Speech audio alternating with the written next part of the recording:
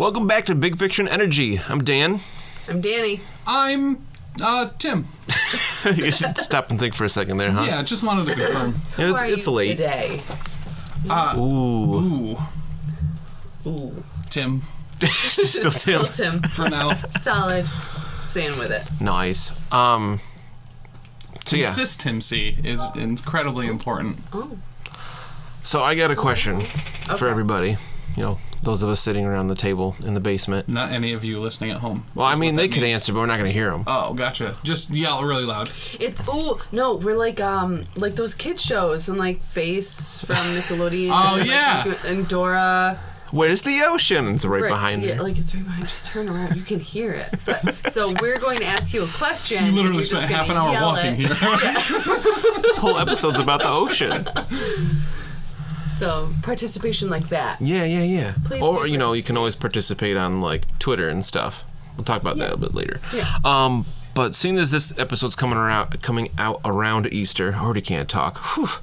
I'm going to talk about holidays Holidays. with a Z. Holidays. I thought it was the dazzle that you had when someone hollered at you. Ah. You were in You that get holidays. dazed. Oh yeah. And you're like, oh man, I just got hollered at. Yeah. What? Still got the holidays. Didn't we have a math teacher in high school that would say, like, holla at me? But she was old and Wow, I hated ageist her. much? She drew a sad face on my test. I was just I'm not getting you good going. at math, but I know. I knew that was going to get you What going. did I get? Like a 37. I I'm think in it was a 11th 35. grade. Out of what? In 100. high school? Yeah. It was a That rough should have been 2 test. sad faces minimum. Geometry as an 11th grader with 9th and 10th graders. I know. I don't need That the was a sad tough face. test. But I passed you it. What was the radius of the sad face? Too big. Fair. Yeah, it was. Would you say it was girthy? Damn, you just beat me to it. I was going to say, would you say it was girthy? Yeah, but she, like, we were working Never on quick something, enough. and this was around the time when the holla, like, became popular. Yeah. And she was like, if She was you trying need to be anything, cool. just holla, class. And I was like, wax your mustache. Wow. Wow. I wanted to open up with a nice question about I know. holidays, and you go off You on had that to talk about tirade. Maybe it Right. wasn't a sad face. Maybe it was a face with a mustache. A big Maybe. drooping Sure. mustache. Yeah. It was Just actually a definitely smile, but it true. was covered up by that mustache. Yeah, you know. A way to derail everything. I'm sorry. You got me talking about things that scarred me in high school, for real. Whew. I mean, I yeah. kind of knew it was going to happen, but Yeah. bringing it up. Yep. It sounds fresh, really. It sounds like It was only like 16, 18 years ago. And the best that thing face. about teaching high school in the school where we went to school is that I get to keep telling that story every semester. You're like, it was right downstairs down the hall. Yep. Once in a while, I want to put a sad face on somebody's paper because, like, I'm sad that they suck so bad. But no, I'm just kidding. That's not why. But then I think how much it affected you, and I'm like, nope, this kid might take it the wrong way. More And like, then go in the I'm sad bathroom and for cry. you Because Yeah. that's what I did. that you did poorly I on did. this. And I was a world class apple polisher, so I was a brown noser. I did not even ask to go to the bathroom. I just left. That's how upset I was. Wow. Yeah. You were acting out. That's right. Good thing you didn't cut somebody instead. I did not cut anybody in the face, and I did not jump out of the window to fall however many stories Lani fell. I figured I'd get it in before Tim did. Yeah. I mean, it's a good call. So what did you want to say about holidays? I don't know anymore. That was 4 minutes ago, according to the timer. Sorry, guys. What's your favorite holiday? I really love Arbor Day? Thanksgiving. I mean, trees are cool, but I love Thanksgiving. I love food. I love cooking and eating and pie. You do say that cooking for other people is your love language. Oh my God. It's like the Olympics for me. This year was amazing. And Dan's mom, my mother-in-law, whom I love very much, went to school to be a home ec teacher, and she's definitely the matriarch of the family. So we get to put together... Why are you giggling? She's the matriarch of whatever family she can be of. Yes, that is she would be the matriarch of other families if she could be. That is true. Yeah, she would interject. So to cook her a meal that she actually like complimented. Yeah. Yeah, you busted your butt for Like that. getting a big smiley face on a Right, map yes. instead of a sad Yes, face. I So a got little it. bit of Really background there for this past Did it also Thanksgiving. make you go cry in the bathroom, though? In a good way? I wanted to. A happy bathroom cry? I wanted to, but then my sister-in-law brought a blueberry pie that nobody else really wanted to eat, so I got to eat the whole dang thing. Yeah, it was pretty sweet. Oh, that was awesome. But yeah, this was the first time we ever hosted Thanksgiving, so you cooked like pretty much everything. Yeah, I did. There were a few things that other people. Yeah. But like your big ticket items. I'm really bad at words today. I just totally lost it. Contributed. This is gonna be smooth. Contributed. Whew, good thing I have to read things and not just make it up. Contributed. Didn't you make this up though? I know I did before. I don't have to do it right now. Oh, okay. I did make it all wait, up. is this Did you plagiarize? What? No, I did not. Influenced by things, took inspiration from things. Sure. Tim, what's your favorite holiday? Wow. Tax day. Tax day. I mean, Sad face that it's delayed a lot one. this Yeah, year. We That's gotta too wait bad. another 3 months. Could you imagine if they were like, Christmas is in March this year? That'd be rough. Yeah. So. But people are putting their Christmas lights back up, so. True. I thought about doing that too, just to join in the fun, but I don't want to be outside. Especially now that we have snow again. Yeah. Yeah. Getting into look. You're trying to. I'm sorry. I lost the word again. Finagle. Wow, my brain's not working very well tonight. You're trying to distract me from Tim answering the question because he doesn't seem to want to. I don't know the answer. That's most of it. I told you the question was going to be before we recorded. Yeah. Here's the good news. I didn't have an answer then either. Oh, okay. So what's a holiday that you enjoy?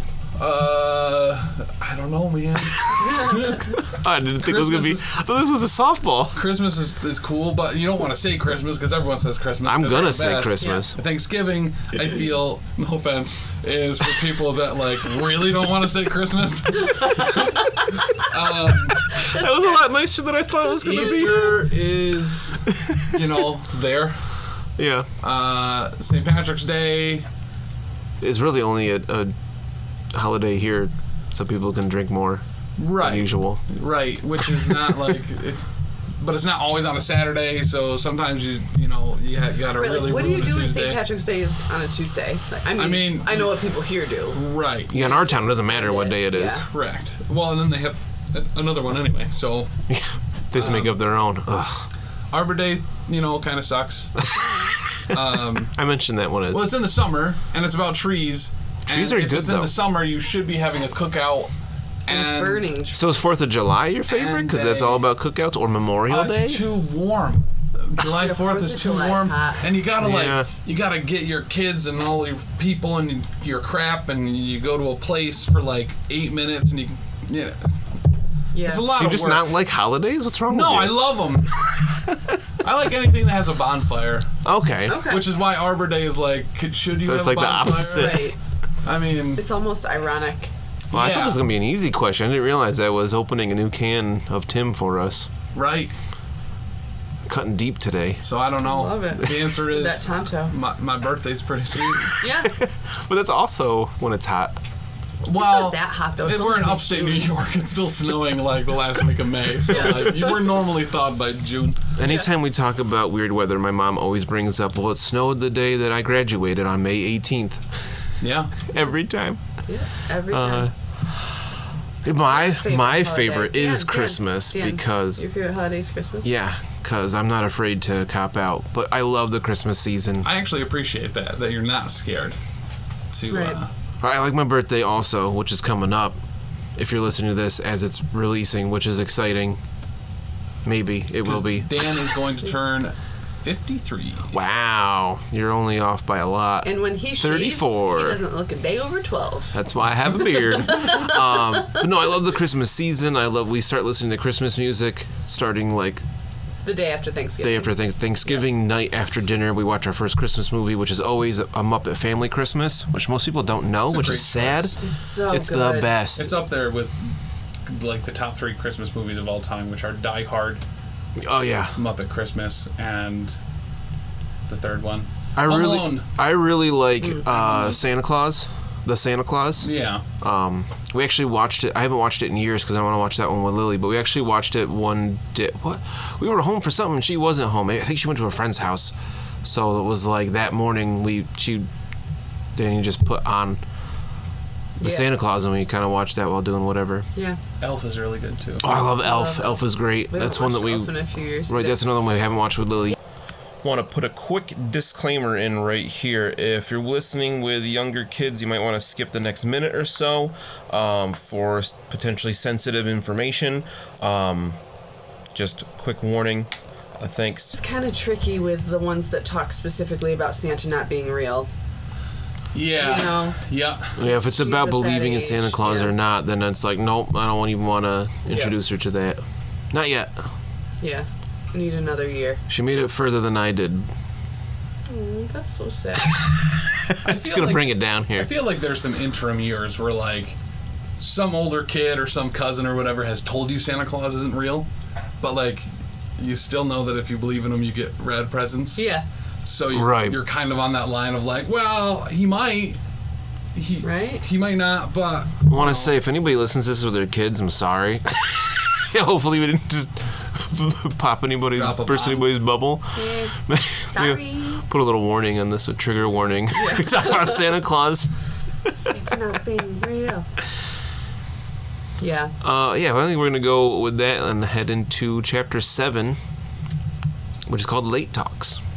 Latte talks. There's only one T. I know Latte there's two talk. T's. Latte tail. I thought there were two E's in latte. Or is that latte? What? Lady, you are so lady. Yeah. You're a lady lady. This latte yelled at me at the grocery store today as I was buying my latte. One little thing before we actually get to the chapter. One of my favorite stories is a guy I know lives in Buffalo, and he was driving around the city, and he's like, apparently just to entertain himself, he'll like talk to the people as if he was talking to them that are like walking on the street, and he'll like yell things in his car sometimes, which usually has his windows up, and apparently he forgot his windows were down because it was nice out, and there was somebody crossing the road, and apparently they were taking quite a while, so then he just goes, "Hey, big fat lady!" And then she looked at him, and he was like, oh, his windows were down, and then he just drove away really fast, and it's one of my favorites. And sometimes I think that, and then double check my windows. When like I see people walking, I just want to be like, "Hey, big fat lady!" So Dan Asta, if you're listening, we love you. Wow. Yeah, so we're going to check out Chapter 7, Late Talks.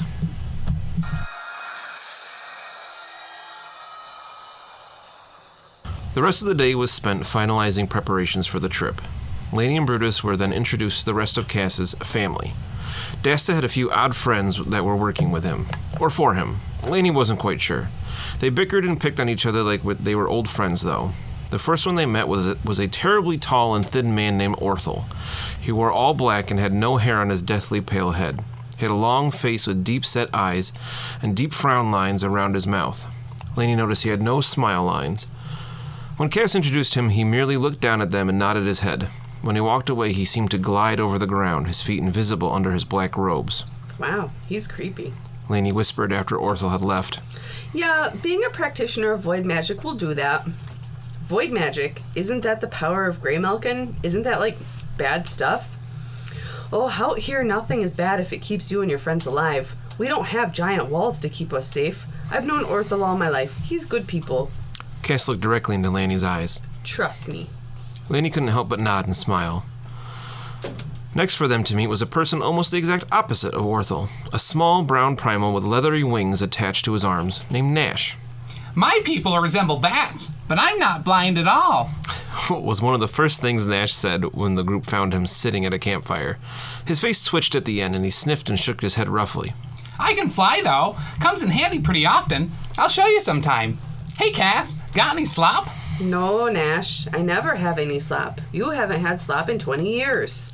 Cass answered dryly. She gave Lani a look that said she had heard this question a million times and was tired of it. Never hurts to ask.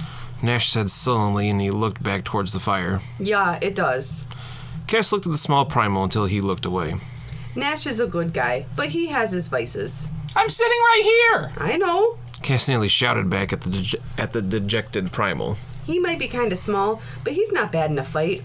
Always finds a good vantage point. Bah! Nash waved one of his arm wings and stalked off. I do enough that Dust has kept me around for 20 years. You're always good for a laugh. Cass called to him as he stomped away. He really is. She turned back to Lani and Brutus. Usually, guess his old addiction is hitting him hard. What's this slop he was asking about? Oh, it's this stuff he was force-fed when he met Da. Some kind of void magic-infused soup. They were captive together and broke out of some nasty prison. Da and Nash and Orthel and Dart. You haven't met her yet. She's on sentry duty somewhere. We'll meet her tomorrow. Goodness, they have been together for some time. Yeah, and they're best friends because of it. Sometimes I feel like an add-on, even as Dasta's kid. If you don't mind my asking, where is your mother? Oh, she died giving birth to me. Real sad story. Da won't tell it. Neither will any of the others. That's all I've ever gotten out of them. I don't mind, though. I get along fine how it is. Remarkable, was all Brutus offered up. Cass walked off, but Lani could swear she heard a hard sniff from her.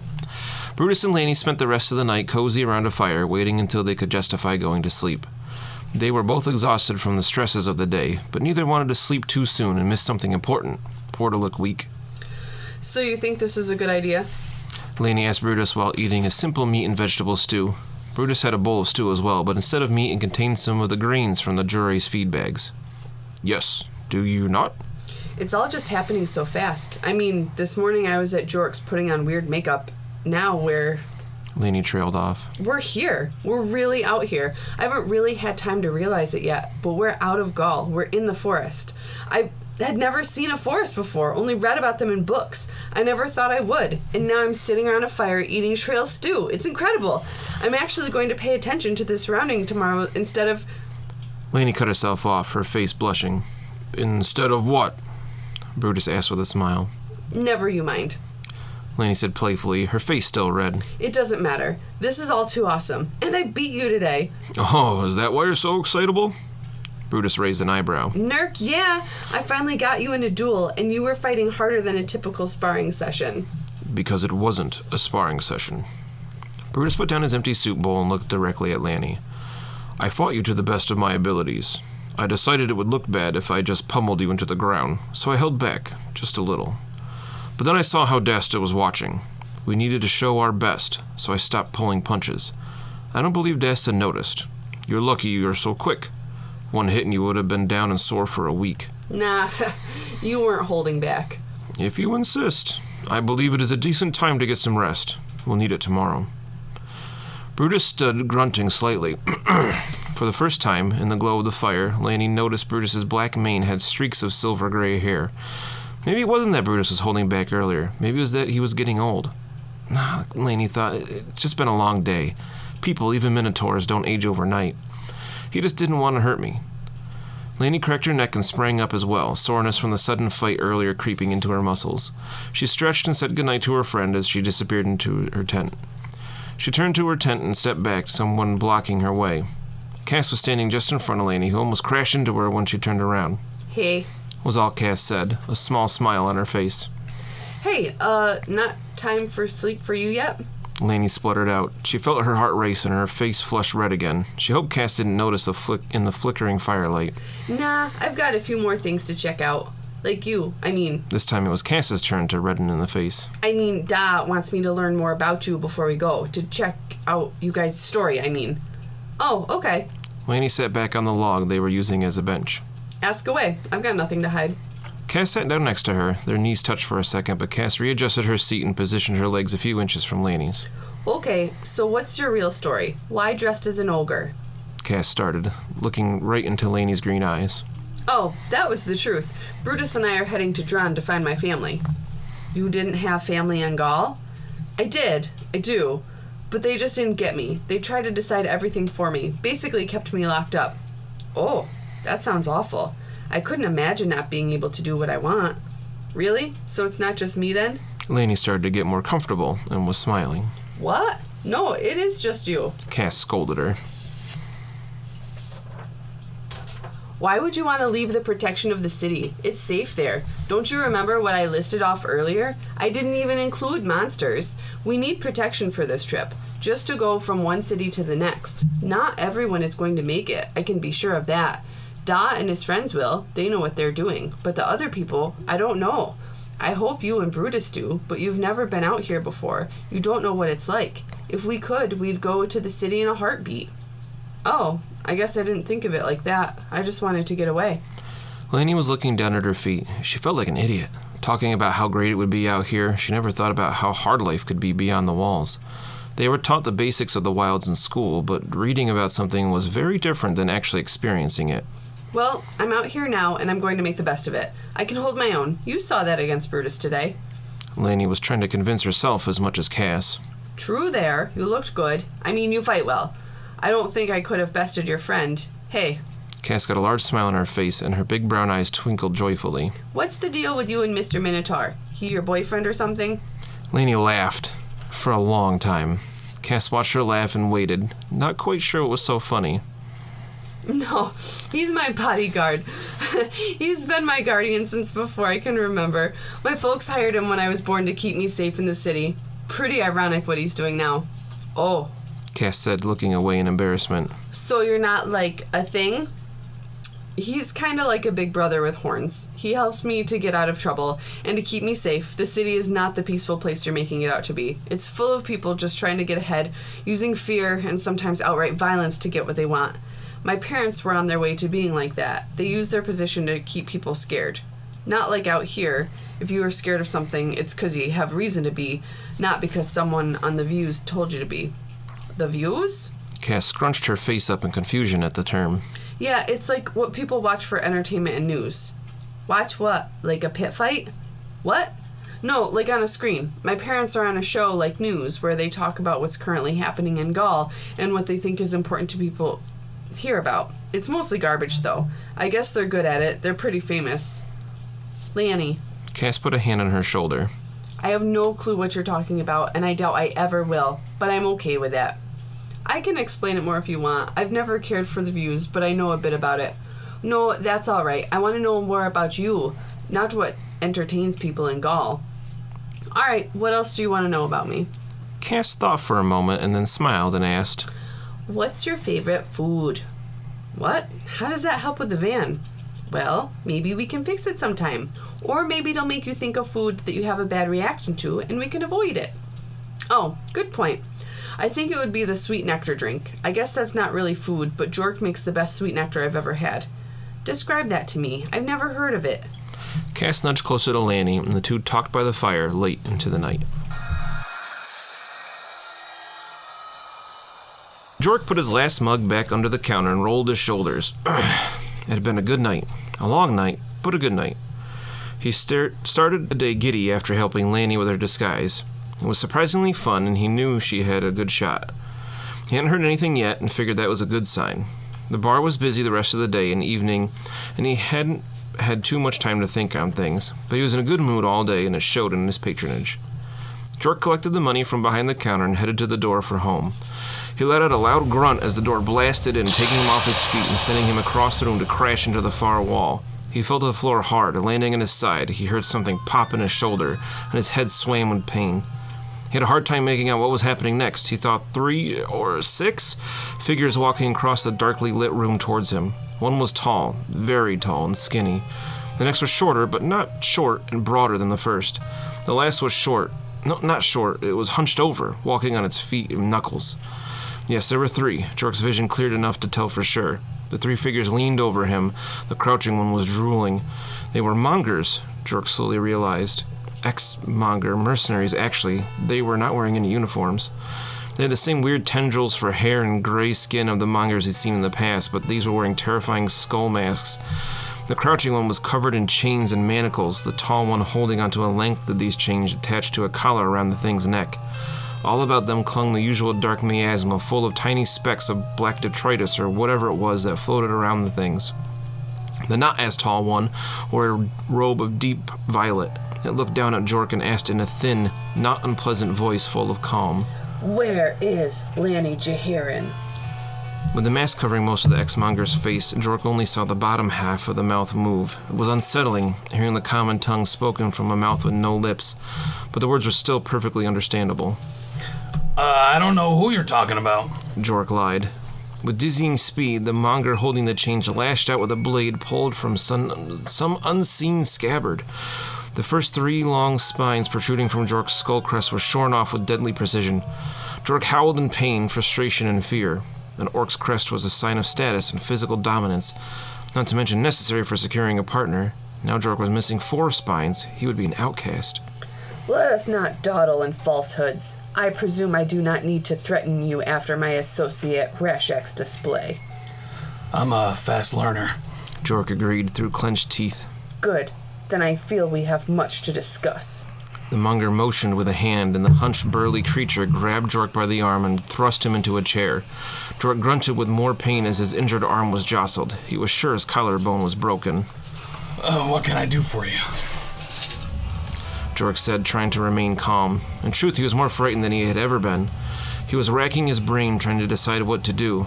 He loved Lani and didn't want to sell her out, but at the same time, he had a family to provide for. That, and he didn't want to die, not like this. Lani Jahiran is known to frequent this establishment. What can you tell us of her current whereabouts? Current? I don't know. She left with her Minotaur bodyguard this morning. Left? His lipless mouth seemed to snarl at Jork. Yeah, they wanted to get out of the city. Don't know where to. Out of the city? That would be difficult. Citizens are not allowed to leave. It is not safe for them in the wilds. Jork just shrugged, then winced in pain. How could they get out, and why? Jork forced a shrug again, but that used the last of the monger's patience. The one called Rashek struck out at Jork again, sending him to the floor with a brutal backhand.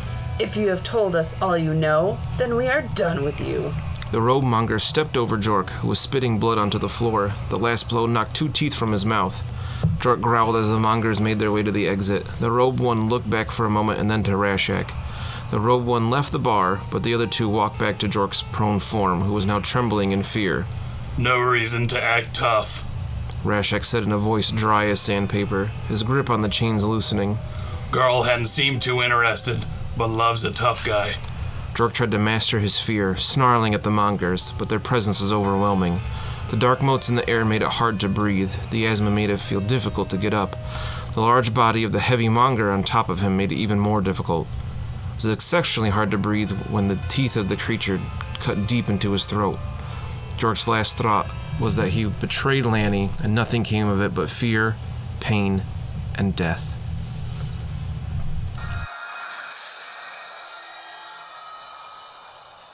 Whew. So that was bullshit.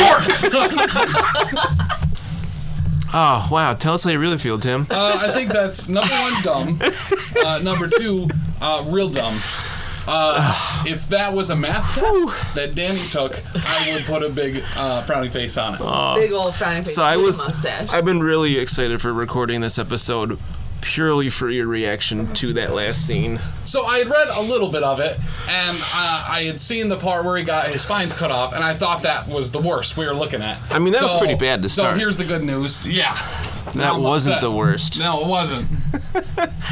Yeah, so that's the introduction. Wow. Wow. Am I drunk? I had seltzer water to drink. Jeez. I mean, it is hibiscus. It's got 20% more biscuits than other lightly flavored seltzer waters. Yeah. So yeah, that's the introduction to the ex-mongers that Lenore hired. These are the people that Lani's parents hired to find her. I don't know if I call them people, but yes. I mean, the individuals that they hired to get their daughter back. I mean, it doesn't matter. The book's over. Like, it just ended. As far as you're concerned? Yeah. I was really happy Tim didn't just leave as we read that last part. I'm about to. If it wasn't snowing outside, I'd be gone. So far with everybody that has read it and given me feedback, universally, everybody's been upset at the death of Jork. Well, he's not dead. In Tim's headcanon, he's not dead. He'll come back. If you've read the fan fiction that you're making up in your head right now. Right, yeah, that's being written as soon as I get home. But I had I forget, there's somebody that gave it back to me and was like, I don't want to read anymore after Jork died, and I was like, well, this is gonna be a rough ride for you that then. Person has good, valid opinions. That's a good point. So I'm sorry, Tim, that the number of orcs in this story has been cut down by 1. Yeah. Right, so, well, no, because he's still alive, because we haven't found out how he lost his first spine. He's dead. No. Nope. He's just shaking his head with his arms crossed. He's so mad. But you know what? That's the kind of reaction I want from people. You want to make people sad? If you didn't care Yeah, it that sounds Jork really died, true. I didn't do my job right. That's true. Is how I think of it. Like, we were watching Frozen 2 earlier, and when... 0 orcs, by the way, in that movie. There are 0. There are 0 orcs. We'd seen it already. We saw it So, when it came quick out. spoiler alert. Yeah. If you haven't seen Frozen 2 yet or listening to this with kids that haven't seen it, then no skip orcs. like 10 seconds or whatever. But the scene are where no Olaf fades away, Yeah. she lost it. Yeah, It was Lily like the started end of bawling. Infinity War when everybody faded away, Yeah. and she was just bawling. And yeah, she'd seen it before, and The it was snap affected Frozen 2? apparently. Wow. Yeah. I mean, half of all life in the universe, right? But weirdly, it was just Olaf. There were other places where it was 100%. Yeah, it was Right. just... Yeah. Yeah, Distribution was weird in that Yeah. instance. But yeah, that's the kind of reaction I want. If you end that chapter and you're like, it's Jork, oh well, then okay, maybe you didn't connect with Jork, but And also, you're a bad person. I want to elicit Black a Lives Matter. response. They did. There's a part later on the story where someone that was kind of beta reading it for me just couldn't continue because of what happened. And I was like, well, it's not the worst that happened, so... I disagree. Tim is concerned. Are we going to be able to get you back for Chapter 8? Great question. When Jork comes back, yeah, obviously. Yeah. Obviously. He is gonna just swoop in and save the day. Yeah, he's going to be, don't all orcs turn into, like, Jedi ghosts or whatever and give people advice and tell them how to blow up real big Well, ships? here's the good news. He can't turn into an ogre now. You're not going to have a Jork ogre missing head Wait. spines. A Joger. A Does Jorger. something need to be alive to be affected with agroloism? Yeah. Okay. Things that are dead can't get cancer. Well, Well, Jork is still alive, so what you're saying is there's a chance. there's Sure. Okay. Samsonite. That's what it was. stamps. What? Like luggage? Never mind. Oh my god. You guys give me crap because I couldn't remember a specific line in Goonies and you don't remember that?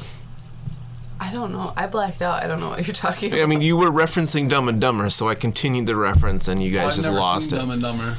You literally were just quoting it. Yeah, I read the book. So in other news, Oh my goodness. I think Tim is just broken from that last scene. Yeah, you really jorked me up, bud. Can we start using that as like lit When something and ends? fire and No, I turns? think it's the other. It's like But the like- death I of something, think, it got jorked. You really jorked up that situation.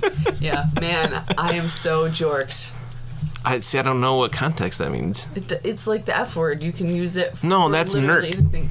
No, I know that in your universe, nerd is like the F word, but I'm saying we are making jork the new F bomb, where you can use it for any part of speech, positive, Yeah. negative, Oh. or if you're like Yeah. me, just like peppered into normal conversation, because why not? You just spice up your vocabulary that way. Jork, yeah. What do you got, Tim? After I heard what happened, I was just about to jork off and head home. Wow. I came up with another one recently. I think it was in $100 Heroes 2 that I really liked, where they used Clert. It looks way better in print. But I don't know. After saying it out loud, I might not have that one. I think you need to beep that out. How would you say when you were writing $100 Heroes, did you have a hard time finding the clerk? So this one actually, there's a YA series called, the first one is called Leviathan. I think it's the Leviathan series. And like Behemoth is the Behemoth, and then I can't remember what the third one is. Those are really good. I like those a lot. And like one of the made-up sore words in that is Clart. Guys, So I was like, it's I not gotta that go bad. Home. I just clarted my pants. And like they use it in play it like that, yeah. Like the animals that leave Clart all over the place and whatnot. And I thought that was Step in great. Some claret and ooh, fresh. I love made-up swear words like Firefly. When they say Goram. I don't know what that means. Sorry. You guys are killing me. Just killing me. The comic series that got turned into a movie, I'm assuming that the title is not appropriate. It was called Kick Butt. Yeah. had made up the swear word tunt. Nice. Yeah, that sounds like something Mark Miller would do. Yeah. I like that. I like that a lot. How about more positive things from the chapter? Like Jork comes back. How about the scenes before Jork? Jork comes back. Hashtag Jork lives. Yeah, Jork lives. Yeah, hashtag Jork lives. Flood Twitter with it. Yeah, I mean, that'd be pretty cool. You need to enact social change. You can do it. You might be able to influence me. Ooh. I mean, he's dead, but you could influence me. Wow, I just like saying it to get Tim going again. So like you said, going back earlier in the chapter, kind of cool to get to meet some other characters. Now, what are they called? Nash's character, you're using primal, right? Yeah, he's a bat primal. I had a word for it, and I can't remember what it is now. Batman. No. Was that it? No. Bat boy? Definitely not. His name is Nash. Was it Batley from Fern Gully? Oh, I loved Fern Gully. Tone Lock is the lizard. Yeah. Oh, God. I won't do it right now. Thank you. But yeah, we get to see some more of the caravanners. Yeah. Nash and Orthel makes a brief appearance. Yeah. So what's Sounds void scary. magic, and why is that bad? So he can so Orthel is a void practitioner, sometimes they're known as, where he can access the void and do magic with it. We haven't seen it happen yet, but Okay. we will. Spoiler alert. We'll Spoiler see him do alert. some magic Why is it with bad? the void. I'm going to save that. I'm going to table that question for later because Lani and Cass actually talk about that. Oh. I guess they did a little bit in this chapter, but I think there's a lot more that it goes in depth about the I void. mean, it can't be too bad, right? If all goblins and jorks are made out of the void, or they're voidlings, right? They're void spawn, yeah. Void spawn. Yeah, they come from the void. Some people call them demons Gotcha. because they come from the void. That's rude, yeah. But yeah, he can do void magic, Okay. and he just kind of looks creepy. That's really cool. I also really liked, as Lani and Cass were talking more, how Cass kind of made Lani reevaluate her perspective on getting out of the city. And, because Lani's like a little kid, and she's like, I've never seen dirt before. We're going camping. Yeah, right. There's mountain lions and snakes. It's Oh, a cool. real tree. And Cass is like, you're an idiot. Like, you were safe behind walls. Like, this is not. You're like, why would you want to come out here? It's so interesting to see Lani, who's always like so like self-assured and very just like a really strong female character, to see her in this like naive light. Like, you are so incredibly ignorant. Oh, for totally. thinking that this was gonna just be fun. Yeah. We're just gonna go to Drawl. It's gonna be great. Well, it goes both ways, though, too, because she thought that Lani was, like, in this ivory palace and everything was True. fine. Exactly. There's no one, just going into a small business that you own and then killing you. Cutting off your orc spine. Yeah. And then biting you in the neck until you bleed out and die. Just... Wait. Green blood all over the floor. I don't remember that part. That part wasn't in there. Yeah, it was. Nah. Big. Nope. I put big lines through it.